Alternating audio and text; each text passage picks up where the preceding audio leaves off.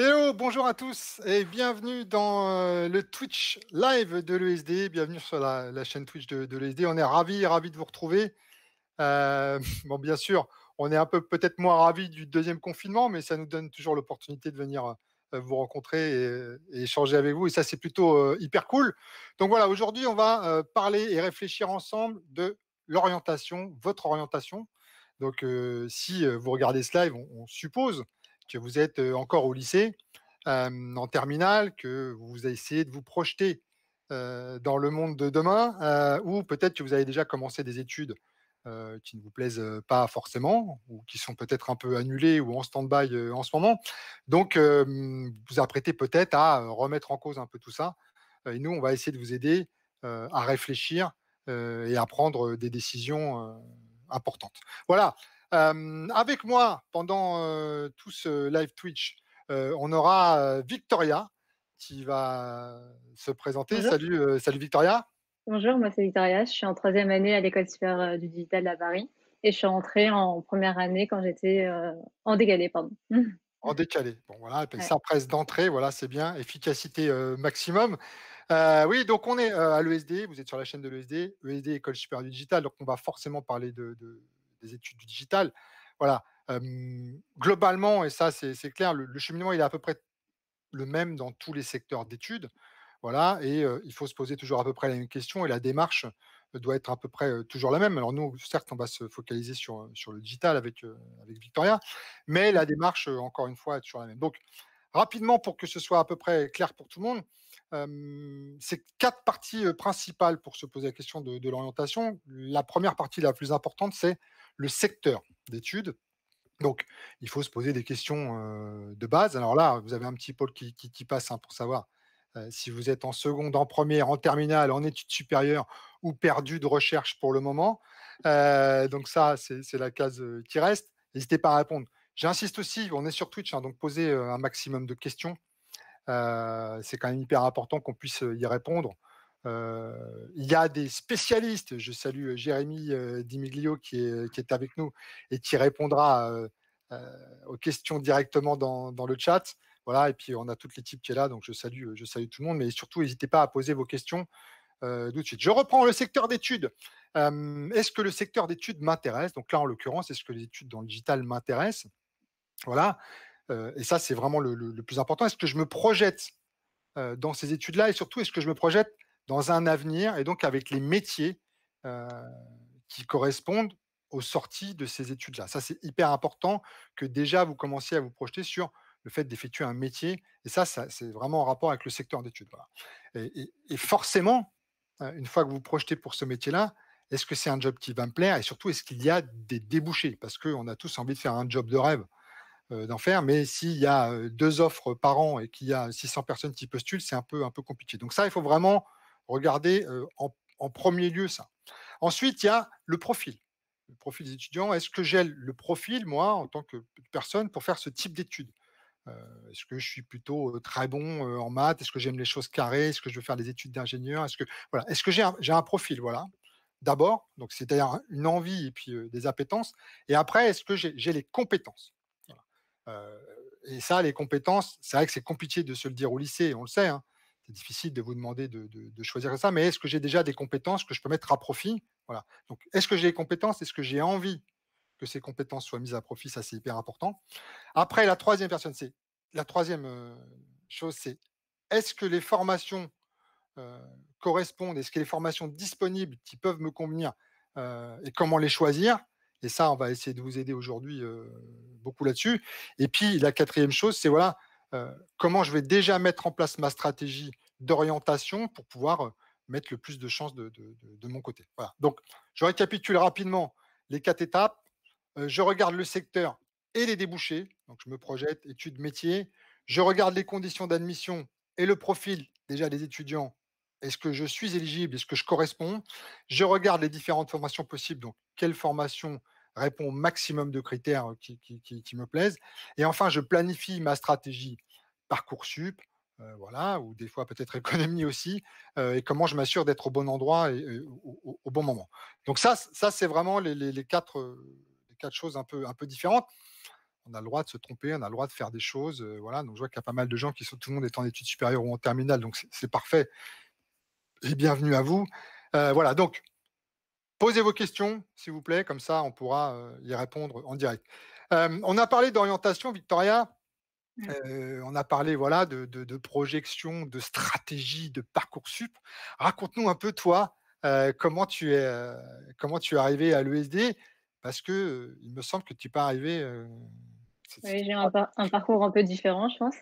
Alors quand j'étais au lycée, j'ai fait un bac S, option sciences de l'ingénieur et donc quand je me suis inscrite sur APB, parce qu'à l'époque c'était APB, bah, je me suis dit: «Il faut que je choisisse, des études qui suivent, mon bac». Donc j'ai décidé de me tourner vers, des études d'ingénierie et j'ai été acceptée dans un cursus en ingénierie financière que j'ai commencé, juste après mon bac et en fait, bah, il s'avère que ça me plaisait pas du tout et que c'était pas du tout ce qui me correspondait et qu'en fait, c'était plus le métier qu'on voulait que je fasse plutôt que ce que j'avais envie et donc j'ai pas tenu l'année et j'étais assez perdue parce que je me suis dit: «Qu'est-ce que je veux vraiment faire? Qu'est-ce que j'aime vraiment?» parce qu'en fait, j'aimais beaucoup de trucs, mais est-ce que je voulais faire ça plus tard?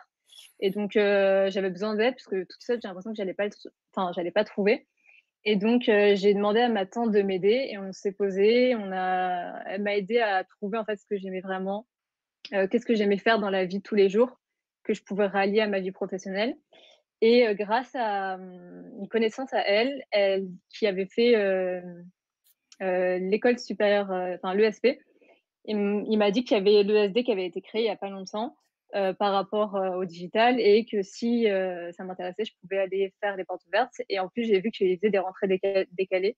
Donc j'y suis allée et je me suis dit qu'au moins j'irais voir parce que le digital, c'est vaste et donc je me suis dit: «Si on y va en porte ouverte, enfin voilà, j'aurais plus d'informations» et quand j'y suis allée, j'ai discuté avec, Amel et elle m'a parlé de tout ce qu'on faisait dans cette école et je me suis rendu compte que c'est vraiment tout ce que j'aimais et que tous les points qu'elle avait évoqués, c'est les points que j'avais évoqués avec ma tante.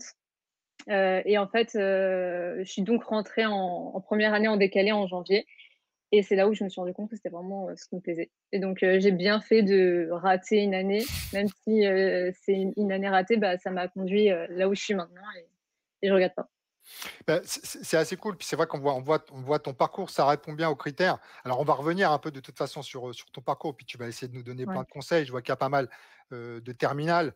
Il y a Johan déjà qui nous dit bonjour. J'aimerais entrer en apprentissage dès le bachelor.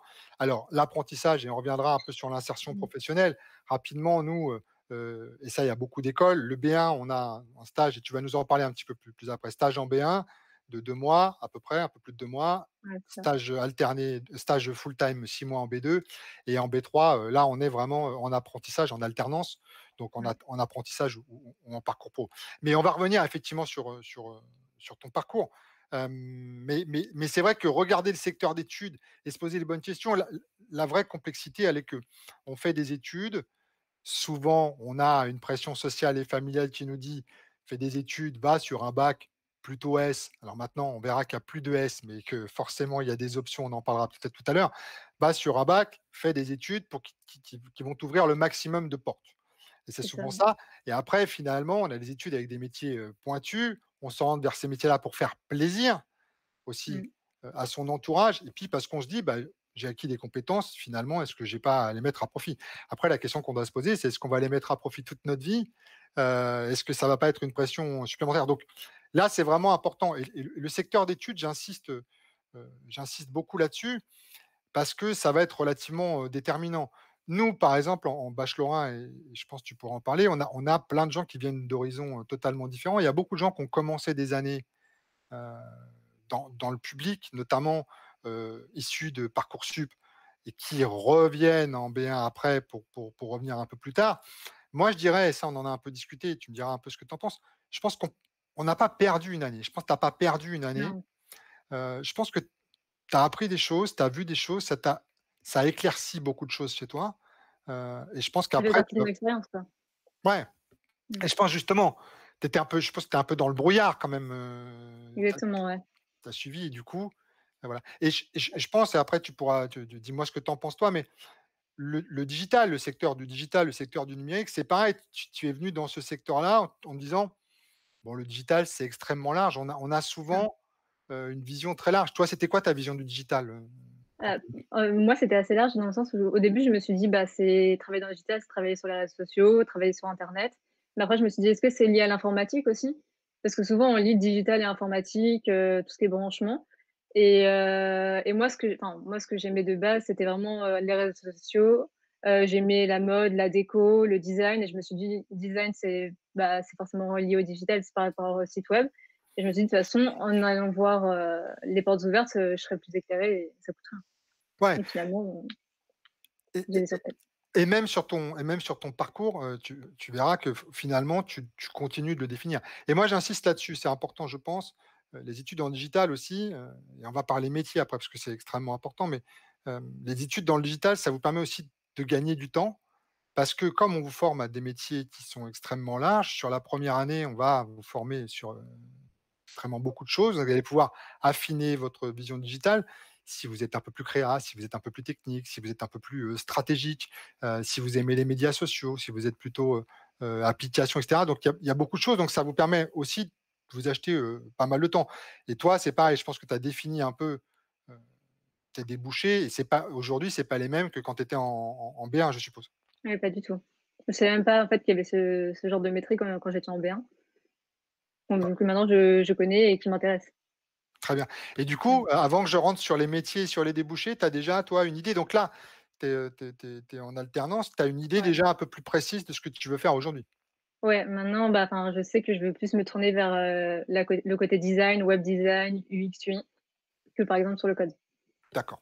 Web Mmh. design, UX, UI. Alors UX, hein, je vous le dis, c'est, expérience utilisateur, donc c'est, parce qu'on travaille en fonction de user et puis UI, c'est user interface, donc c'est plutôt créer des Mmh. interfaces, voilà, donc le côté quand même relativement, création digitale quand même. C'est ça. OK, merci, là-dessus, hésite pas, à intervenir. Il y a Johan qui dit: «Pouvez-vous expliquer l'intitulé de chaque bachelor 1, 2, 3?» Alors oui, c'est bachelor chargé de projet digital en année 1, en année 2, en année 3 et cette année, en plus, on a, l'honneur d'ouvrir, à la rentrée prochaine, un bachelor dev web, donc un bachelor qui sera orienté beaucoup plus technique. Donc voilà, chargé de projet digital, en fait, c'est plutôt chef de projet et donc c'est, en sortie d'études et en troisième année, être en capacité de gérer des projets, voilà, de façon à les manager. Mais et je le dis, c'est hyper intéressant parce qu'on en parlera un petit peu aussi. Nous, il n'y a pas que l'aspect stratégique, il y a l'aspect produire aussi. C'est-à-dire que contrairement à beaucoup d'écoles, de communication, plutôt classiques qui font des cursus digitaux, voilà et je sais que c'est très à la mode maintenant. Je pense que la vraie particularité que l'on a ici, c'est de dire: «Nous, on va vous apprendre à la fois» et ça Victoria nous le dira, la stratégie, la Mmh. théorie, les idées, mais aussi à produire. Et ça, je pense que c'est vraiment ce qui fait vraiment, La l'extrême différence. différence. C'est que nous, on sait mettre en place des idées. On ne se contente pas d'avoir des idées et qu'ensuite de trouver des gens qui les délèguent, mais nous, on est en capacité, en tout cas les étudiants de l'ESD sont en capacité de produire les solutions, de les créer eux-mêmes. Et ça, je pense que c'est une vraie différence. C'est-à-dire qu'il y a, en plus de tout le reste, par rapport aux écoles, plutôt classiques, on a la capacité de savoir le faire. Donc, Victoria, elle aime peut-être pas forcément, ça plus qu'outre mesure, mais elle sait coder, voilà, elle sait prototyper, elle sait créer une application, elle sait voilà. Elle se contente pas de savoir faire une reco, parce que c'est souvent ce qu'on fait dans beaucoup d'écoles, on fait des recos. Nous et Victoria, tu nous le confirmes, on fait des recos et on est capable de produire les recos, de façon concrète. Mmh. Bon, il y a des Mmh. choses sur lesquelles tu es peut-être un peu moins à l'aise. Toi, c'est pas le code, mais tu sais coder aujourd'hui? Oui, voilà, je sais faire, tout ce qui est page, HTML, CSS. On apprend le JavaScript, le PHP. Je sais l'utiliser, c'est juste que c'est pas quelque chose qui enfin, je sais que je voudrais pas me tourner vers ça. Après j'adore, enfin, je suis vraiment contente d'avoir appris ça parce que c'est toujours un plus et c'est super important, dans le digital. Ouais, bah, voilà, mais c'est pour éclairer un peu Johan, de dire voilà, Ouais. c'est on va passer par tous ces blocs-là. Je reviens un peu sur, vu qu'on a un peu dérivé sur le truc. Je reviens quand même sur les métiers, parce que c'est quand même extrêmement important et c'est vrai que les métiers, du digital, on a parlé d'insertion professionnelle, les métiers du digital, souvent on en a une vision, comme l'a dit très bien Victoria tout à l'heure, un peu informatique. Voilà, on va, créer, des logiciels, on va avoir une formation, très technique. C'est pas vraiment le cas. Le digital, c'est extrêmement large, voilà et les métiers sont extrêmement variés. Techniquement, si vous avez des parents qui des fois, quand on leur dit: «Moi, je veux faire des études dans le digital», c'est souvent difficile de leur expliquer ce qu'on peut faire. On a une très bonne plaquette sur le site pour que vous puissiez voir à la fois, les métiers, les tarifs, les salaires, mais ça va aller de, le référent, marketing, qui va pouvoir faire tout ce qui est web, ça va passe par, des gens qui vont être dans la création digitale. Donc on l'a dit, des UX, des UI, voilà, donc des gens qui vont être en capacité de travailler sur des sites, des prototypes de sites, des applications, qui vont pouvoir travailler sur des projets, des chefs de projet, des chefs de produits, ce qu'on appelle des PO, des PM. Il y a énormément de secteurs d'entrée dans le digital. Techniquement, on fait tous les métiers et en plus on y rajoute des outils, particuliers. Donc voilà, donc il y a aussi les réseaux sociaux et les réseaux sociaux, c'est pas forcément extrêmement, obscur. Nous, on va le travailler de façon business, c'est-à-dire que les réseaux sociaux, on va les utiliser d'un point de vue business et on va être en capacité de développer énormément de choses. Donc voilà, les métiers aujourd'hui, ils sont essentiels parce qu'on le voit, dans la crise, actuelle, tous les secteurs sont impactés et veulent être impactés par le digital. Je pense que c'est cool. Victoria, toi, tu as vécu le confinement, un peu l'année dernière avec des cours Ouais. à distance. Est-ce qu'aujourd'hui, tu dirais que tu es vraiment, digital nomade et que tu es capable de partir à Bali demain avec ton ordinateur et à gérer des projets, Ouais, heu sans problème, ouais. Que ce soit au niveau des cours et même au niveau, du travail, puisque là, on est encore confinés, on a tout fait et franchement, c'est totalement faisable. On ouais. travaille des fois limite mieux. Non, mais c'est l'idée donc, les métiers sont assez concrets. Moi, je vais parler vite fait parce qu'on est quand même sur Twitch et je vais parler quand même du jeu vidéo, par exemple. Puisqu'on est quand même, bien sur Twitch et si on est là, c'est pas un hasard. Donc moi, c'est un métier, et un secteur pour lequel j'ai travaillé pendant très longtemps. Voilà, donc c'est un secteur que je connais très bien. Il y a énormément de jeunes qui veulent travailler dans les jeux vidéo aujourd'hui et il y a 2 portes d'entrée, aujourd'hui dans le jeu vidéo. Il y a le côté technique, donc si vous voulez faire de l'animation 3D, effectivement, faire un peu de dev, donc il y a des artistes, plus poussés et ça, c'est vraiment la partie technique du jeu vidéo et ça demande une formation extrêmement spécifique. Il y a finalement assez peu de turnover puisque ce sont souvent les mêmes artistes qui travaillent, dans les studios et chez l'éditeur et puis après, la manne, les grandes entrées du jeu vidéo, elles se font aujourd'hui plutôt par la communication digitale, par le web marketing, par l'UX, par l'UI. Nous, par exemple, on a beaucoup d'étudiants qui sont, sortis chez Ubisoft, par exemple, à Paris et à Montreuil en UX. Voilà, donc encore une fois, il y a pas mal d'étudiants qui sont sortis en UI, qui sortent en référencement, en communication digitale, en marketing digital. Donc c'est un secteur qui est très impacté par cela et encore une fois, ça demande il y a beaucoup de demandes. Moi, à l'époque où je travaillais dans la presse du jeu vidéo, je recevais 400-500 demandes par jour, heu, pour travailler dans le milieu du jeu vidéo et il y a assez peu d'élus.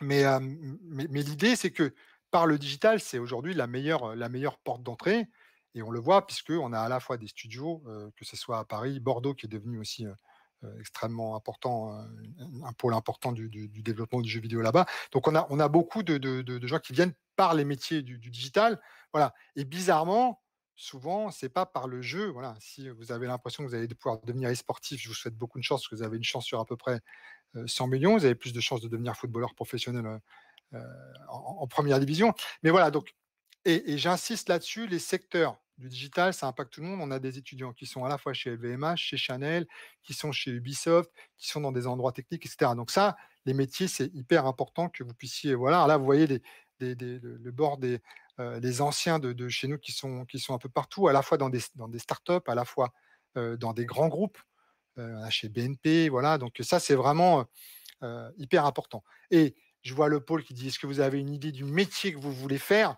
Ce qui est cool, c'est qu'avec le digital, vous allez pouvoir définir le métier que vous allez faire, peut-être inventer le métier que vous allez faire, mais surtout, vous allez pouvoir faire tous les secteurs. Là, vous voyez, à peu près toutes les entreprises qui le font. Voilà, il faut savoir qu'on l'a dit, à peu près 34 000 € en sortie d'études, annuelles pour les étudiants, du digital à l'ESD. Voilà, on a à peu près, 80 de gens qui sortent. Voilà et en termes de covid, voilà, Victoria a quand même une alternance. Victoria, tu nous racontes un peu l'insertion pro, Oui, bah, du 1re coup année? Ouais, première année, j'ai donc fait un stage de 2 mois. Je l'ai fait dans une grosse boîte, je l'ai fait au ministère des Armées et j'étais, stagiaire en graphiste. C'était vachement cool parce que, j'ai appris pas mal de trucs, surtout en PAO sur Photoshop, Illustrator et c'était, bah, un premier stage que j'ai fait et c'était vraiment très, très, intéressant et du coup, pour, mon stage de 2e année que j'ai fait, l'année dernière, j'ai décidé de rester dans la branche du design, du graphisme et je l'ai fait, dans une petite start-up. Cette fois, en fait, je voulais voir un peu ce qu'était, la différence entre les grosses entreprises et les start-up. C'est différent, mais c'est tout aussi bien et j'ai donc, été, UI product designer et donc, en fait, c'était une boîte qui n'avait pas encore d'identité de marque, donc on a dû créer, bah, le site, là, ce qu'on voit, c'est, des posts de réseaux sociaux. Il y a aussi, pas mal de la création des scooters, enfin des trottinettes, des vélos. Donc, ouais, ce qui était cool, c'est que ce qui est cool et du coup, je suis restée ici pour mon alternance, c'est que j'ai pu voir comment créer une boîte de A à Z au niveau du design Ouais, et ça s'est très bien passé, que ça soit avec le confinement ou non, bah, je suis restée là-bas et ça me plaît toujours autant. cool. Et ça Ouais. c'est vrai que on le voit et nous, on va avoir cette importance sur la professionnalisation. On vous pousse quand même, c'est pareil, on encadre les gens à retrouver. Johan qui me dit encore: «Mes spécialités cette année», on va revenir un peu sur les spécialités tout à l'heure. La Mmh. charge de travail est-elle importante? Ça, c'est une vraie question pour toi, Victoria. Est-ce que la charge de travail est importante, dans les études du digital? B1, Elle B2? est Elle est importante dans le sens où tu es à l'école, donc forcément il y a du travail. Mais pour moi, quand tu dois travailler sur quelque chose que tu aimes bien, c'est pas vraiment, un travail pénible. Donc oui, c'est important dans le sens où on a des en première année, c'est beaucoup de cours, donc tu as des exercices, mais après quand tu rentres dans des projets, donc tu as des projets de groupe et bah, tu t'impliques, à ta façon et oui, la charge est elle est pas énorme, mais elle est normale. Ouais. Bon Moi, j'ai après pas été débordée à ne pas dormir de la nuit, hein. non, mais c'est vrai qu'il faut enfin, en B1, la charge peut être importante et Victoria elle a fait un décalé aussi, mais la charge peut être importante parce qu'effectivement, il y a beaucoup de méthodologies à avoir, mais je pense que On ça apprend pas mal de ouvre trucs, ouais, vous apprenez c'est beaucoup, ça. beaucoup de choses. Mais Ouais, après, c'est vrai qu'il y a beaucoup de mise en pratique, donc la charge de travail, elle est pas la même qu'une charge de travail scolaire surtout. Je dirais, c'est une exactement, charge ouais. de travail de projet, donc c'est un peu différent parce que quand on est impliqué dans ce qu'on fait, les heures passent, beaucoup plus vite et de façon beaucoup plus agréable. Ça, c'est clair. OK, donc maintenant on a vu, donc merci, Victoria là-dessus. On a vu que si vous aviez envie d'impacter enfin de venir sur ce secteur du digital. Après, est-ce que vous pouvez, le faire? Et ça, je pense que c'est une vraie question pour toi aussi, Victoria. C'est quoi le profil des étudiants, à l'ESD, tu dirais, toi, en fonction de ton Heu, expérience? Bah, quand on regarde vraiment les étudiants à l'ESD, en fait, les personnalités, elles sont vraiment toutes différentes. Il y a pas un profil type, et ce qui est cool, c'est que, bah, tout le monde se complète, mais je pense que si on devrait, choisir, une caractéristique, c'est déjà, la curiosité parce que quand on est étudiant, dans le digital, on a besoin d'avoir ce besoin de toucher à tout, de l'envie d'expérimenter, d'innover, de créer. Je pense que on est vachement dans la création, que ça soit, au niveau du design ou au niveau de la stratégie marketing. On a toujours besoin d'être à la recherche de nouveautés et d'innover. Donc je pense que ouais, il faut être comme ça, un peu curieux, toujours en train de vouloir, trouver, de nouvelles, méthodes, de nouveaux designs, de nouvelles stratégies. Ouais et c'est vrai que de toute façon, tu l'as dit, il y a beaucoup de profils extrêmement différents. Je dirais aussi qu'il y a Mmh. il y a beaucoup de complémentarité. Heu, Oui, j'ai vu tout à l'heure, est-ce qu'il fallait être bon en maths et cetera sur les spécialités. Il y a des gens qui sont bons en maths et puis qui finalement tournent sur autre chose. Je pense, Biryani et Narc étaient des gens qui étaient partis sur médecine quasiment et qui se ouais, retrouvent maintenant directrice, artistique. Donc il y a des grands écarts donc il y a beaucoup de complémentarité et par contre, je suis entièrement d'accord avec Victoria, on en parlera peut-être un petit peu plus tard. La curiosité, et moi je dirais qu'il y a vraiment 2 choses essentielles, la curiosité et l'envie d'expérimenter, l'envie de ouais. faire. La Envie de pédago par le créer, projet. Ouais, voilà. Heu, mmh. il y a Johan encore qui nous dit, «J'aime apprendre sur le terrain». La première année de bachelor, les cours théoriques et pratiques s'organisent comment et à quel rythme? Dès la première année, même s'il y a beaucoup de méthodologie, Euh, C'est Victoria, quand tu es même des d'accord? projets. Ouais, il y a de la pédagogie. La pédagogie Ouais, par le projet, je pense que tu peux confirmer, c'est vraiment au cœur de la pédagogie de l'ESD, hein. ouais, clairement. Voilà. Et ça, je pense que tous les élèves, qu'ils soient de Lyon, que je salue, de Bordeaux, de Paris et bientôt de Toulouse aussi, qui vont arriver, je pense qu'effectivement, s'il y a bien une chose qui vont, c'est la pédago par le projet. Et ça, c'est vraiment au cœur de la pédagogie. Alors, du coup, on a parlé des profils. Donc oui, j'enchaîne sur les soft skills, comme on dit aux États-Unis. Les soft skills, c'est hyper important. D'ailleurs, nous, on travaille ça. Donc, qualité, personnalité, ça, il faudra le faire pendant notre entretien et les entretiens d'admission. Il faudra montrer qu'effectivement, vous êtes curieux, que vous avez de la personnalité, que vous avez des qualités à la fois humaines et pas forcément techniques. Ensuite, effectivement, il y a les bonnes compétences. Est-ce que j'ai le niveau? Ça, il faudra le prouver lors des petits tests d'admission que vous allez avoir. Est-ce que j'ai un peu de compétences? Est-ce que je connais le secteur? Alors forcément, en B1, on ne va pas vous demander déjà de révolutionner les choses, que vous êtes là en apprentissage. Mais quand même, si vous avez des compétences à mettre en avant, il faudra toujours le faire, quel que soit l'endroit ou les choses pour lesquelles vous allez postuler. Et puis après ça, il y a est-ce que j'ai le bon parcours? Donc on parlait des spécialités du bac. Voilà. Et ça, c'est hyper important. Les spécialités du bac, donc maintenant, vous avez vu qu'il y en avait une douzaine, et encore, j'ai vu qu'elles étaient relativement, vous avez pu voir qu'elles étaient relativement détaillées. Donc, j'étais assez surpris qu'effectivement, dans art, on pouvait prendre art du cirque et finalement prendre une option ventriloquie, marionnettiste ou clown.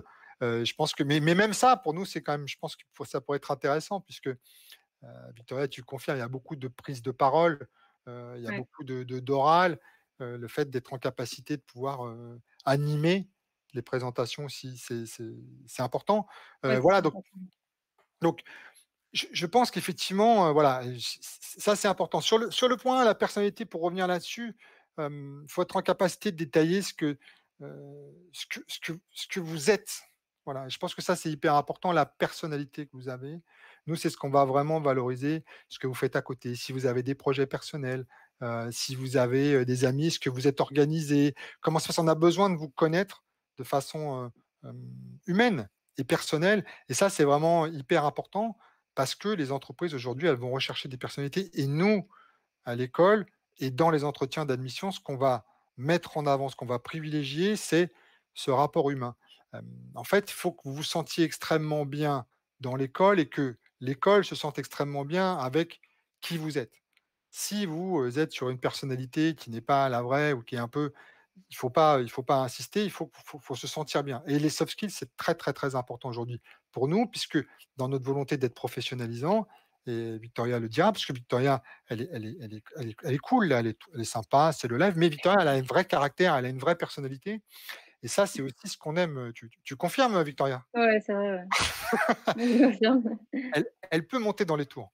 OK. Heu, mais mais ça, c'est extrêmement important d'avoir du caractère, de la personnalité. C'est ce qu'on privilégie, parce que à compétences égales, dites-vous bien une chose, c'est que des compétences, vous allez en apprendre, des aptitudes, vous allez avoir. On va vous former extrêmement bien sur l'utilisation des outils, et cetera. Mais heu, ce qu'on aime vous apporter en plus, parce que c'est ce qui fait toujours la différence, c'est votre capacité à vous impliquer personnellement, émotionnellement, à proposer quelque chose de différent. Et ça, c'est vraiment extrêmement important. Donc les soft skills, pour nous, c'est vraiment un socle extrêmement important, et c'est pour ça que l'entretien d'admission, il est prépondérant et privilégié chez nous. C'est des entretiens d'admission qui se font encore en individuel, avec Amel qui est la responsable des relations, des admissions pour les bachelors, et avec les masters, c'est plutôt avec moi la direction pédagogique.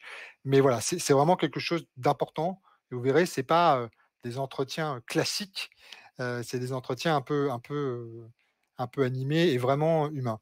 Ensuite, sur le test d'admission, les compétences, en B1, c'est ce que je vous disais, on ne va pas attendre des choses extrêmement complexes, mais on va plutôt attendre effectivement de la curiosité, des appétences, l'envie d'expérimenter, l'envie de faire, l'envie d'apprendre. Et peut-être des fois aussi, et ça c'est moi qui le rajoute à titre personnel, l'envie de sortir d'un espèce de formatage dans lequel vous êtes souvent entré. Mmh. Et c'est normal, puisque l'éducation nationale, elle doit former un tunnel. Et on essaye, nous, en tout cas, de vous accompagner vers autre chose. Voilà. Enfin dire, j'ai réfréné ma personnalité pendant des années pour pouvoir coïncider à ce que l'on voulait. Nous, ce que l'on va rechercher, c'est plutôt justement à émerger l'individu. Voilà. Et pour ça, je pense qu'on se donne les moyens de l'accompagner. Tu confirmes? Oui. Oui, oui. Bon. Voilà, la pédago, je pense les intervenants, ça tu reviendras peut-être tout à l'heure, Ouais. là-dessus, mais on est très, très, très au contact, non? Oui, franchement, l'équipe pédagogique, elle est vachement ouverte, vachement à l'écoute. Dès que on a une question, on a une réponse, à la minute, enfin, que ce soit sur Slack, que ce soit en vrai, il y a pas de barrière avec l'équipe, quoi. Ouais. Et Mmh. enfin, on verra, pareil, on communique sur Slack, qui est un logiciel où on a accès à tout le monde et en temps réel, on peut envoyer à la fois des messages, faire des chaînes, des réunions et cetera. Donc c'est quelque chose où il y a de la communication directe. Si, Victoria ou n'importe qui, là, en ce moment, a envie de m'envoyer un message, il me l'envoie et je le reçois dans la seconde et ça, c'est pareil. Puis on essaye de les traiter, là-dessus. Donc je disais, là-dessus, on est plutôt pas mal sur les compétences, donc les appétences, la curiosité. Et puis, le troisième point, donc on l'a parlé, les bonnes spécialités du bac. Alors forcément, heu, si vous voulez faire notre nouveau bachelor dev web, hein, c'est plutôt du front, donc là-dessus, on va vous demander quand même plutôt d'être pas trop mauvais, en maths, même si c'est pas forcément, le truc le plus dingue, mais on va peut-être, vous dire de prendre numérique et sciences informatiques ou, avoir l'appétence pour avoir codé un petit peu au lycée. Donc ça, c'est plutôt, heu, les options qu'on vous demandera de prendre. Mais moi, par exemple, je serais très attaché, à avoir des profils, sciences éco, et sociales ou des profils, humanité, littérature et philosophie, puisqu'on fait aussi de la philosophie et des sciences humaines ici chez nous. Je vous confirme qu'on ne fait pas de la philo poussiéreuse d'ancien grec, et cetera. On fait de la philosophie sociale et appliquée.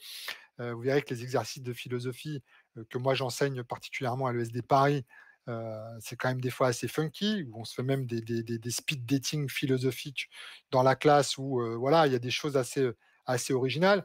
Donc moi, ce que je dis, toujours et ce qui est hyper important sur votre profil et sur vos spécialités, c'est encore une fois, il faut que vous vous sentiez bien avec vos spécialités. Voilà. Et quand on est bien et quand on est épanoui avec ce qu'on fait, on va être en capacité de produire du contenu. Le digital, c'est beaucoup d'outils, c'est beaucoup de choses, c'est beaucoup de technologies, beaucoup de méthodologies, mais rien ne remplacera jamais le fait que vous soyez en capacité de faire du contenu. Voilà, de créer du contenu. Voilà. Et ça c'est hyper important. Alors forcément, Shakespeare, tu vois, on est sur le pôle Shakespeare. Est-ce que je suis au taquet sur Shakespeare? Pourquoi pas? Mais ça dépend comment on le prend et ça dépend de ce qu'on en fait. Mais l'idée, c'est quand même d'être en capacité de pouvoir poser un regard un peu différent et surtout un regard plus personnel sur les choses. Et ça, je pense que c'est quelque chose, d'important. Donc voilà, ça c'est vraiment important sur les spécialités du bac. Je sais que vous en avez 3 en première et qu'ensuite il faut en choisir 2. Mais, mais voilà, donc n'hésitez pas à prendre des spécialités pour lesquelles vous vous sentez plutôt bien, plutôt à l'aise, voilà et ensuite, développez votre personnalité, soyez curieux, ayez l'envie d'expérimenter. Ça, je pense que c'est hyper important. OK? Et puis, fatalement, une fois que vous avez fait tout ce parcours et que vous avez, pris un peu les décisions, il va se passer, l'expérimentation. Donc, comment, pouvoir, expérimenter pour ces choses-là? Et il y a, des stages d'orientation, par exemple. Donc, nous, on fait, ce qu'on appelle la DigiWeek. Donc la DigiWeek, ça consiste en une semaine d'immersion. Ça se fait plutôt pendant les vacances scolaires. Merci la régie qui suit au taquet là sur la DigiWeek, donc ça c'est hyper cool. Vous arrivez le matin, le lundi matin avec, petit déj, à la clé et le vendredi, en fin d'après-midi, vous faites une présentation d'une application que vous avez vous-même inventée, développée, prototypée, marketée.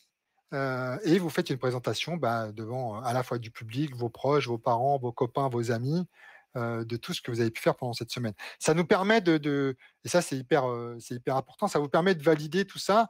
Le premier jour, on va faire un peu de la culture digitale, essayer de comprendre ce que c'est, justement parler un peu de personnel, faire des présentations, apprendre à se connaître, le côté humain, soft skill et puis tout de suite, on va faire de l'idéation.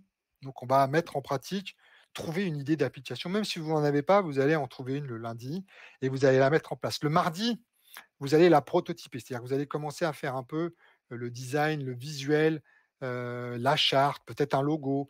Vous allez pouvoir prototyper les premières pages de votre application et puis les mettre, en prototype sur, nous on le fait sur InVision, mais ça passe sur d'autres choses pour commencer à pouvoir les manipuler sur téléphone. Le troisième jour, vous allez coder et Victoria en parlait un petit peu tout à l'heure, une page HTML, CSS, même si vous n'avez jamais ouvert, une page de code et vous allez pouvoir, faire cette petite, page que vous allez créer vous-même et le quatrième jour, vous allez faire tout ce qui est, marketing, ciblage, persona, justification, un peu de business, comment je trouve des sous, comment j'arrive à convaincre et enfin le dernier jour, vous avez une répète, pour faire la presse. Vous mettez en place cette présentation et puis vous faites la présentation, en vrai, c'est quand même, assez dingue, de voir qu'il y en a des fois des élèves de seconde, des élèves de première, des élèves de terminale qui en une semaine arrivent à trouver une application et bon, souvent les parents font waouh! Mais c'est surtout un vrai moyen de valider que vous avez cette appétence, un vrai moyen de voir tout ce qu'on est capable de produire, dans le digital, et là effectivement on passe par une application, mais ça peut être un service, ça peut être, un produit, ça peut être n'importe quoi. Voilà et ça, c'est les stages d'orientation, donc les DigiWeek. Les prochaines auront lieu en février. Ça, c'est hyper important puisque bon, celles de décembre, voilà, vont être un peu, annulées. Puis là, celle de février marche plutôt très bien parce qu'en plus, ça vous donne une vision, un peu derrière, ça vous laisse le temps, de faire le bac. Mais ça, c'est vraiment hyper important que vous puissiez, au moins faire ce genre de choses parce que c'est primordial d'aller tester, voilà. Et si c'est pas possible de faire, ce stage sur une semaine, il y a aussi d'autres techniques. Donc Victo, tu nous l'as dit tout à l'heure, toi, tu as fait les portes ouvertes. Ouais, c'est ça. Voilà. Mais, moi, je dis toujours un truc, je sais que c'est commercial les portes ouvertes, mais moi, en temps normal, pas en période de covid, les portes de l'école sont toujours ouvertes, hein, on les ferme pas. Vous pouvez toujours passer la porte de l'école. Là, en l'occurrence, c'est compliqué, mais voilà, on montre un petit peu de visite, virtuelle de locaux et cetera. Mais la porte, elle est toujours ouverte, vous pouvez toujours passer cette porte-là. C'est hyper important que vous puissiez peut-être aussi venir sur des temps qui sont un peu moins commerciaux. Voilà, ça, c'est vraiment important. Ensuite, il y a les réseaux sociaux. Là, on est sur Twitch, vous pouvez voir les lives, c'est dingue. Mais ça, c'est vraiment hyper important que vous puissiez, voir ce qui vaut sur les réseaux sociaux. D'ailleurs, je fais un petit coucou à Captain Study puisque j'ai vu que voilà, donc c'est une étudiante bordelaise qui a lancé, elle-même, qui a monté, sa structure qui permet de noter les écoles, privées en fonction des retours étudiants. Voilà, une étudiante brillante de Bordeaux. Voilà, c'est le genre de choses et d'initiatives que nous on encourage fortement parce que c'est vraiment quelque chose sur lesquels vous avez un retour, direct. Voilà et puis il y a le coup de téléphone à l'école et enfin, dernière chose, parler, parler, parler aux étudiants, heu et aller leur parler sur LinkedIn, aller leur parler, essayer de les trouver, c'est pas compliqué, mais ça, c'est vraiment, hyper important de pouvoir leur parler. C'est pour ça que Victoria, tu es là, Ouais. qu'on puisse te parler. Toi, On est tous ouverts en plus. ouais, tu dirais quoi Mmh mh. tu dirais quoi de ton école? Moi, bah, je dirais que, bah, pas enfin, moi j'aime mon école, donc je pense que je dirais que du positif, mais c'est vraiment, enfin, différent de enfin, ceux qui sont à la fac ou dans de grandes écoles. C'est vraiment la différence, c'est qu'on est vraiment à l'aise dans cette école, avec les professeurs, que c'est avec les professeurs, que l'équipe pédagogique ou les étudiants. Tout le monde se connaît, on n'est pas, un point, dans une liste, enfin un numéro que personne, n'entend et je trouve ça super important d'être à l'aise dans son école parce que c'est là où on passe la plupart de son temps et donc apprendre à s'ouvrir aux autres et à s'adapter à enfin à l'école dans laquelle on est, je trouve ça cool et vraiment l'école supérieure du digital, c'est ce qu'ils font. Ils font tout pour qu'on se sente bien.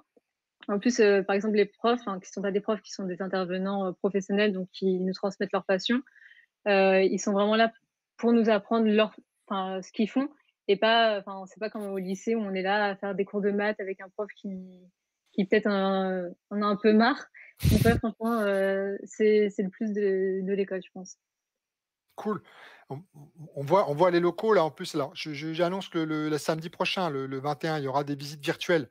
On sera sur place, nous, pour vous faire visiter les établissements, Paris, Bordeaux et Lyon.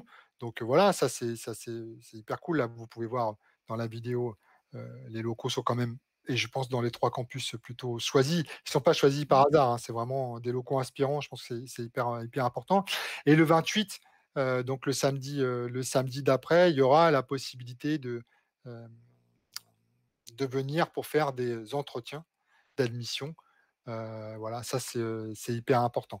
Hem, je vois que Johan dit: «Les frais de CP lors de l'inscription». Oui, oui, Toulouse en face du Zénith, je l'ai dit tout à l'heure. Aussi Toulouse, forcément, donc des nouveaux locaux, on ouvre. Donc c'est pareil, venez, amis toulousains ou du sud-ouest, si vous avez envie, il y aura, une porte ouverte. Jérémy Di Meglio qui est là sur le chat sera même sur place, pour pouvoir faire des JPO. Donc on ouvre, sur le campus de l'école de Condé, juste en face du Zénith, de Toulouse. Voilà, on est ravis d'ouvrir, au sud-ouest, même si on était déjà un peu implanté et très bien implanté avec Bordeaux, qui est un des fleurons des écoles de l'ESD. Mais Toulouse, forcément, c'est une de nos fiertés, c'est d'ouvrir aussi, à Toulouse et puis on en ouvrira d'autres, je l'espère aussi, mais en tout cas, on va focal, sur Toulouse, là-dessus. Donc voilà, donc le 28, pareil, n'hésitez pas de vous connecter pour voir si vous avez des rendez-vous d'admission en live. On fera des sessions, voilà et le 21, là, on voit Bordeaux, mais là, visite guidée avec, les pédagogues, avec les intervenants et avec, certains étudiants. Victoria, toi, c'est pareil, si là, les gens viennent, et te posent des questions sur LinkedIn, je suppose que tu seras ravi de pouvoir, répondre, hein, mais je pense que Bien sûr, ouais. bon. Il y a même pas de questions à poser. Donc ça, n'hésitez pas, je vous le dis, ça, c'est vraiment hyper important, de vous renseigner sur les étudiants. Encore une fois, il y a les On est locaux, il y a tous ouverts en plus. ouais et puis moi, encore une fois, j'insiste beaucoup sur le bien-être, mais c'est hyper important. Il faut que vous vous sentiez bien avec la typologie d'étudiants, il faut que vous vous sentiez, intégrés et nous, on a vraiment des profils, complètement différents qui se complètent et ça, je pense que c'est hyper important. Vraiment, là, on parle d'orientation et c'est vrai qu'on a parlé beaucoup de secteurs. Il faut que vous vous sentiez à l'aise avec les outils, avec la projection, avec le fait que vous allez faire un métier qui vous plaît.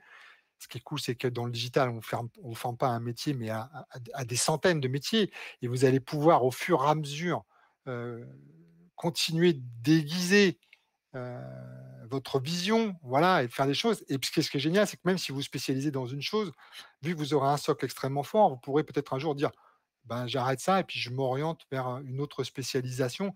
Et c'est rajouter des briques là-dessus, c'est vraiment hyper important. Donc ça c'est vraiment, voilà. Et la deuxième chose, c'est qu'outre ça, vraiment vous sentir bien dans une école avec l'équipe pédagogique, avec les élèves, avec les locaux, voilà, l'environnement et l'écosystème pour travailler. Moi, je le dis toujours, quand on est bien et quand on se sent bien, on travaille et comme l'a dit Victoria tout à l'heure, elle dira enfin, honnêtement, elle vous dit: «Je suis pas surchargé de travail, ça passe, tranquille, j'ai pas fait de nuit blanche» et cetera. Même si pour la DigiWeek, peut-être que c'était peut-être Oui, un peu plus compliqué. le Digital Event, par exemple, oui, télévision, un ouais. tout petit peu plus compliqué, mais en tout cas, voilà, je pense que quand on est bien, c'est travailler. Parlons un petit peu du coup des projets, puisque là, je viens d'aborder, là, on voit Paris, donc là, Paris, alors moi, je vais bien dire, c'est mon école, mais bien sûr, elle ne m'appartient pas qu'à moi. C'est notre école à nous. Là, c'est la salle 101 et tout ça, c'est cool. Voilà, c'est très beaux locaux, une verrière, 25 mètres, 1500 mètres carrés de locaux entièrement dédiés aux étudiants entre le Champ de Mars et l'esplanade des Invalides. Donc honnêtement, on se plaint pas, c'est plutôt assez cool.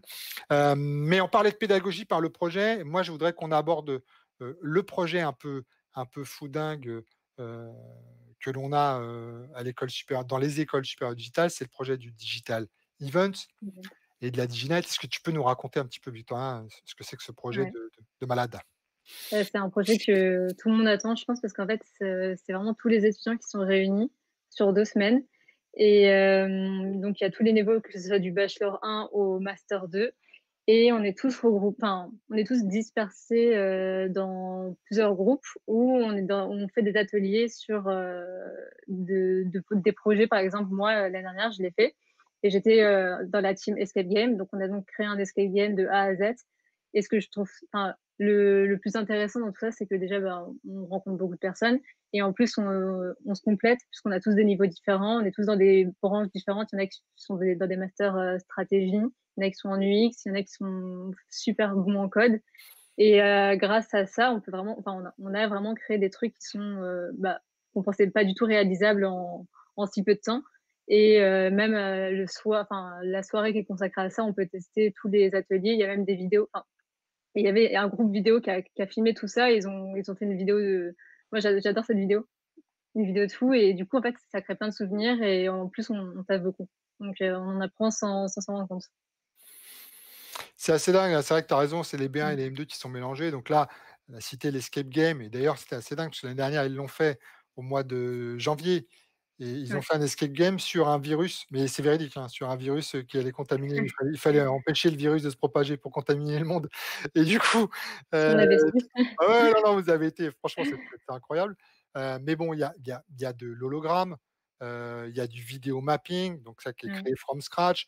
On a fait, un photo booth l'année dernière, on a cré Bordeaux, ils ont fait des drones, ils ont travaillé avec, enfin, ils font des trucs de dingue. Lyon, ils ont fait l'encre, enfin, bref, c'est vraiment, une espèce d'émulation. Toute l'école est fermée, toutes les salles, on retire tout et Bazarder, chaque salle est dédiée heu, à un projet, interactif qui est créé par les élèves. Alors bien sûr, ils sont encadrés, hein, bien sûr, il y a des intervenants spécialistes qui viennent là, voilà, qui sont dédiés. Je pense, Julien Laparlière qui est un des grands investigateurs qui est là en régie, mais qui fait tout, qui est responsable de l'innovation ici et qui est à l'origine aussi de ce projet-là, avec, Mélanie Viala, notre directrice, générale, et moi-même, votre serviteur, on a, monté ça et c'était assez dingue. Et puis je pense il y a un attachement. Il y a vraiment quelque chose qui se crée et puis les élèves se rendent compte qu'ils sont capables de créer des choses de dingue.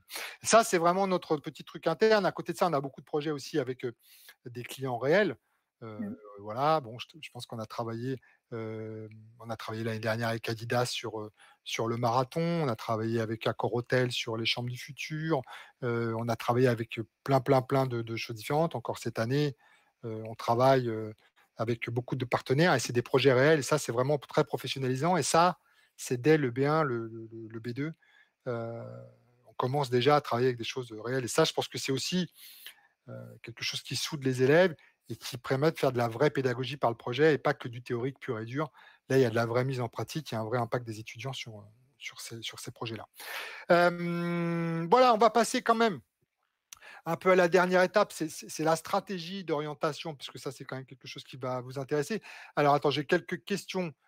Comment votre école a-t-elle changé avec la situation sanitaire actuelle? Soupa Mustang, qui nous pose ça. Comment elle a changé? On l'a un petit peu abordé tout à l'heure. Hem, je vais faire très rapide, mais Victoria, tu me diras si je me trompe. Je pense que, hem, c'est compliqué, mais comme toute, crise, ça crée des opportunités.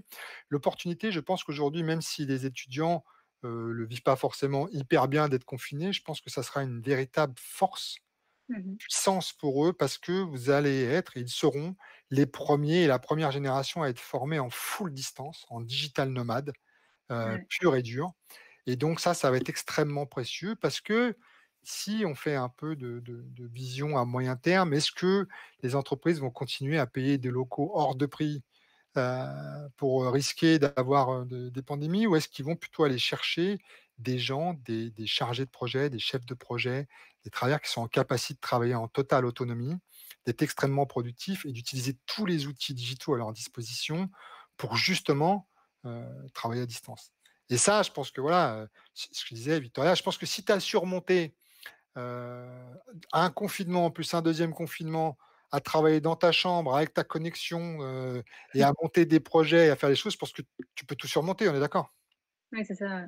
Bah, surtout nous, enfin, dans le domaine dans lequel on est, le digital, on est vraiment les premiers à pouvoir travailler à distance et ça nous montre que même, dans ce cas de crise, bah, il y aura toujours du travail et on peut toujours s'en sortir, même plutôt bien. On est plutôt effectivement un peu, on est forcément, il y a toujours un impact, mais on est quand même beaucoup moins impacté et je pense qu'on est C'est en clair. train de former, voilà, avec ces outils digitaux enfin que l'on a mis en place, Maintenant, on est serein sur le fait que n'importe qui, on a travaillé l'année dernière, on a travaillé pour le Covid, on a travaillé justement pour le ministère des Armées que Victoria connaît un peu pour son stage. On a répondu aux appels d'offres de l'État. Les étudiants ont fait tout de chez eux. Ils ont proposé des solutions, des applications, Mmh. des plateformes, enfin, ils ont proposé des tonnes de choses, que ce soit UX. Donc, je pense que c'est important. Maintenant, et Soupa Mustang, tu as raison de réagir tout de suite là-dessus. Nous, on est très attachés, aux relations humaines. On est extrêmement attachés aux cours en présentiel. Maintenant, cette période, on l'a mise à profit au maximum justement pour former là-dessus. Mais nous, rien ne remplacera le présentiel pour nous. C'est C'est clair. extrêmement important et dans le digital aussi, le fait de pouvoir quand même avoir cette empathie autrement que par des petites lucarnes, allumées, c'est quelque chose que l'on met vraiment, devant. Voilà, ça c'est important. OK, donc je disais Parcoursup, vite fait, puisque toi tu as eu APB, donc Parcoursup, donc le SD ne fait pas partie, on est hors Parcoursup. Voilà, donc tout le monde, toutes les formations ne sont pas sur Parcoursup. Voilà, donc pour mettre votre stratégie en place, soit vous avez déjà fait un choix d'école, vous candidatez et vous sécurisez votre place là-dessus rapidement, parce que des fois les places, sont relativement limitées, surtout dans des établissements de qualité. Voilà, soit vous hésitez encore, et dans ce cas-là, vous sécurisez, vous faites vos vœux sur Parcoursup. Alors rapidement, je crois, l'ouverture est en décembre. Après, il faut formaliser ses premiers vœux en février, finaliser en mars et vous avez une réponse en juillet là-dessus. Voilà, donc vous formalisez, vous voyez ce que ça donne. Voilà, vous sécurisez et puis au pire, rien n'empêche d'avoir fait un examen. Donc oui, les sessions d'admission sont gratuites chez nous en tout cas et les frais de dossier sont remboursés au cas où vous n'auriez pas le bac. Voilà, au mois de septembre. Donc ça, c'est quand même important.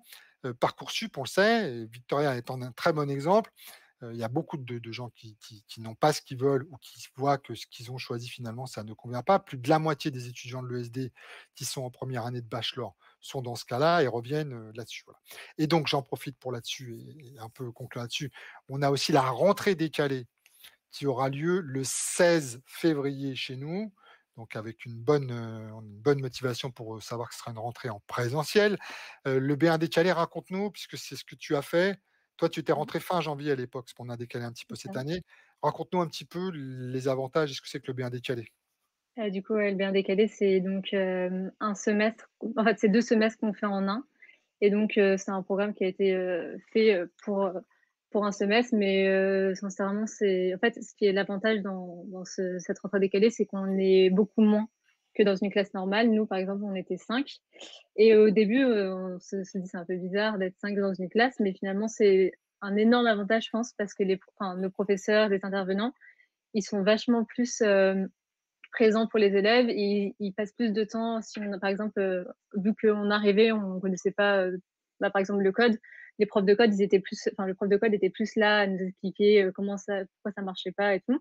Et donc on a pu avancer beaucoup plus vite, que je pensais, et je pensais que j'allais vraiment avoir énormément de travail, mais finalement c'est passé super bien et on a rattrapé le niveau des ceux qui étaient rentrés en première année, classique, super rapidement. Et quand je suis rentrée en deuxième année avec, bah, les autres élèves, bah, il y avait pas vraiment de décalage. On avait peut-être fait moins de projets, vu qu'on était enfin, par exemple, la DJ Event, on l'avait pas fait, mais ça nous a pas du tout, bah, empêché d'évoluer comme les autres. Et finalement, c'était vraiment une très bonne expérience. En plus, vu qu'on n'était pas beaucoup, ça nous a créé un petit groupe et on était vraiment soudés et on faisait tous nos projets ensemble. Et quand on est arrivé en deuxième année, on a découvert d'autres élèves et l'intégration s'est fait super bien et j'étais vraiment contente d'être rentrée en décalé. Super. Bah, c'est Mmh. important, je pense qu'effectivement, vite fait, très rapidement, le B1 classique, effectivement, il a rentré fin septembre, mais le stage, il est intégré dans leur année. Donc c'est-à-dire qu'ils partent Mmh. en stage mi-février et reviennent, mi-avril et ensuite ils ont cours encore mai-juin, justement pour qu'on puisse intégrer le stage dans, la pédagogie. Donc ça, c'est un plus et puis effectivement, ils ont 2 semaines, 3 semaines de projets supplémentaires en full time par rapport au B1 décalé.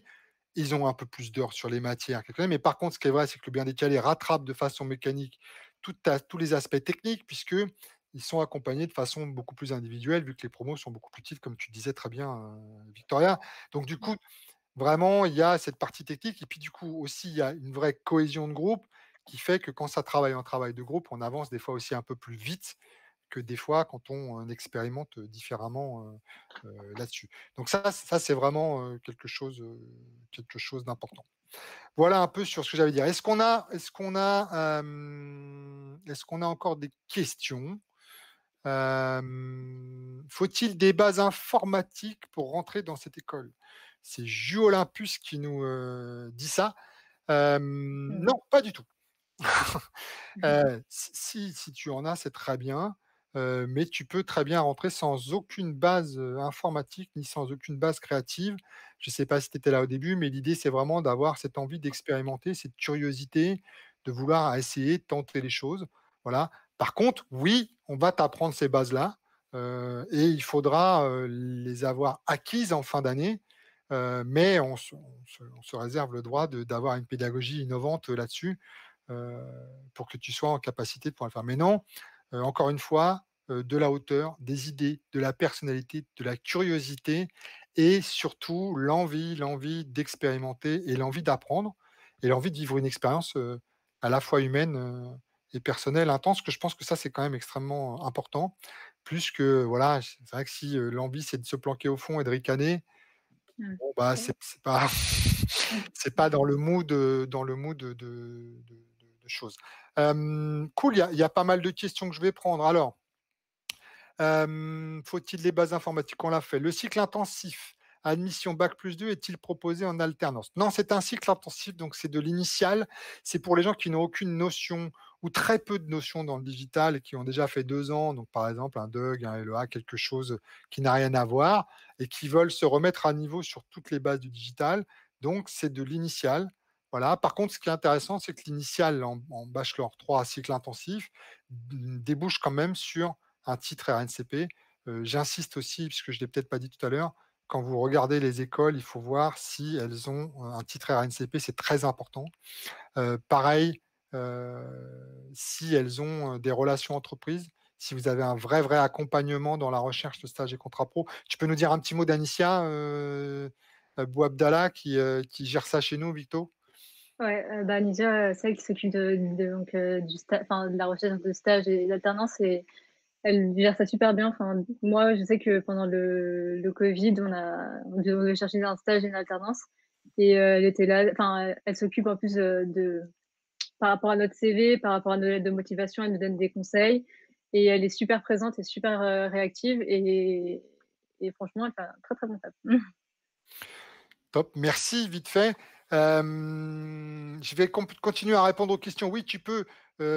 Julien nous demande s'il peut passer les 7 tips pour récap. On va récap les 7 tips, comme ça on va les passer rapidement, vite fait. Je réponds aux questions. Ceux qui se planquent au fond, on les connaît et bien sûr, tu as raison, The Quick Snail. Est-ce possible de réaliser une année supplémentaire pour se spécialiser? Oui, et tu verras sur le B1, on a une année avec un socle méthodologique très fort. Le B2, on expérimente toute la méthodologie qu'on en a appris. Le B3, il y a désormais des options déjà, donc on peut se spécialiser peut-être un peu plus dans la créa et un peu plus dans le marketing. Forcément, la technique, on a un bachelor dev dès la première année qu'on ouvre l'année prochaine, qui lui sera plus technique. Donc dès le B3, on peut commencer à avoir une spécialisation et surtout, c'est les années de master, donc les années de bac+4 et de bac+5 avec un titre RNCP niveau 7 qui vont vous permettre de vous spécialiser de façon très précise.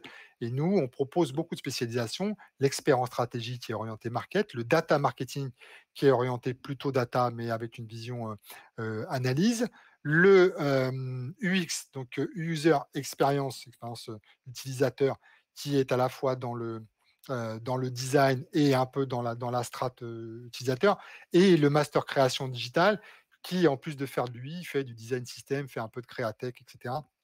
Donc là, on va pouvoir se spécialiser au maximum. Mathis, The Quick Snail, tu es étudiant à l'école, c'est ça? Je ne sais pas, je ne pense pas, je ne connais pas ce pseudo. Bonjour, quels sont les frais d'inscription? On a des frais de dossier de 200 euros qui sont à payer. Voilà. Et après, de toute façon, vous retrouverez toute la brochure et tous les frais d'année et de scolarité là-dessus. Il n'y a pas de problème. J'ai effectué le stage de découverte en février 2020 avec le SD. Pensez-vous faire un niveau 2? Un niveau 2 pour la DigiWeek, la DigiWeek version 2, le retour. Euh, Non, mais par contre, ce qui est cool, c'est qu'on peut revenir même à la même DigiWeek et du coup aller plus loin avec les intervenants puisque c'est pareil, la DigiWeek, c'est pas énormément d'étudiants, donc on est capable de refaire. Il y a beaucoup d'étudiants qui reviennent une deuxième fois, justement pour apprendre, à aller plus loin et les intervenants qui sont plus ou moins les mêmes, leur permettent de pouvoir le faire parce qu'ils les suivent, fortement. Donc Johan, je pense que tu peux le refaire, tu verras que tu seras surpris de la qualité de la deuxième semaine. Voilà, je vois Maxime, Céleste, tout est ici. Les tips, rapidos, qui sont repassés. On va conclure 18h. On prend une dernière question ou pas? Bon, en tout cas, Victoria, c'était hyper cool de venir. Donc, tu es d'accord que tu es disponible pour répondre aux questions des étudiants Oui, bien sûr, bien sûr, recommandées. pas de Euh, souci. J'insiste parce que Victoria est sur ses airs modestes. Elle a fait un B1 décalé. Elle est partie sur des écoles d'ingénieurs, qu'elle est revenue. Aujourd'hui, elle est quand même dans le top des étudiants de nos B3. Donc, c'est aussi une vraie réussite de se dire, elle est venue, elle a fait un décalé, elle s'est accrochée, elle a beaucoup travaillé, elle a beaucoup développé sa personnalité, elle a réussi à prendre de la hauteur, etc. Donc, aujourd'hui, on est ravis de l'avoir chez nous. Merci encore pour ça. C'est une très bonne présentation. Merci à Julien Laparlière, à la régie. Merci à Jérémy Dimilio. Merci à toute l'équipe. Merci à Mélanie Viala d'avoir préparé tout ça. On se retrouve très rapidement. Est-ce que ce live de qualité vous a plu? Le meilleur live de l'année. Je préfère Domingo. Merci à tous d'avoir suivi. N'hésitez pas. Fait-on de la philosophie dans le programme? Alors, vite fait, je conclue là-dessus. Oui, à Paris, c'est même moi qui m'en occupe. Et on fait de la philosophie sociale, appliquée, très originale, pour vous apprendre à réfléchir, à poser un regard différemment, mais de la philosophie qui vous servira aussi en entreprise. Et oui, oui, c'est possible. Donc, quelque chose d'assez intéressant. Et surtout, on vous montre, et j'espère que c'est ce que vous retiendrez peut-être de la fin de ce live, que même dans le digital, l'humain est important et vous êtes tous philosophes. C'est juste que vous ne vous en rendez pas compte, que vous ne l'assumez pas pleinement, mais on l'est tous. Et nous, l'idée, c'est que vous puissiez être en capacité de l'être du mieux qu'on peut. Merci à vous. Merci à Gary de m'avoir fait découvrir l'école. Merci Gary. Est-ce qu'en venant d'un bac pro, on peut rejoindre l'ESD? Oui, tout à fait. On peut. Voilà. Encore une fois, c'est sur la personnalité des gens. On aime les gens qui peuvent être différents, les dyslexiques, on les aime beaucoup parce qu'ils sont originaux. Voilà. La personnalité, curiosité, soyez curieux, ayez envie d'expérimenter. Et franchement, quoi que vous fassiez ou quoi que vous choisissiez de faire en orientation, je pense que si vous restez là-dessus, vous irez loin et vous ferez des choses épanouissantes. Voilà. Merci à tous. On se retrouve très vite sur les ondes. N'oubliez pas, samedi prochain, les visites virtuelles. Le samedi 28, les sessions d'admission en distance. Voilà. Et Toulouse, salut. Au revoir. Au revoir, merci. Merci.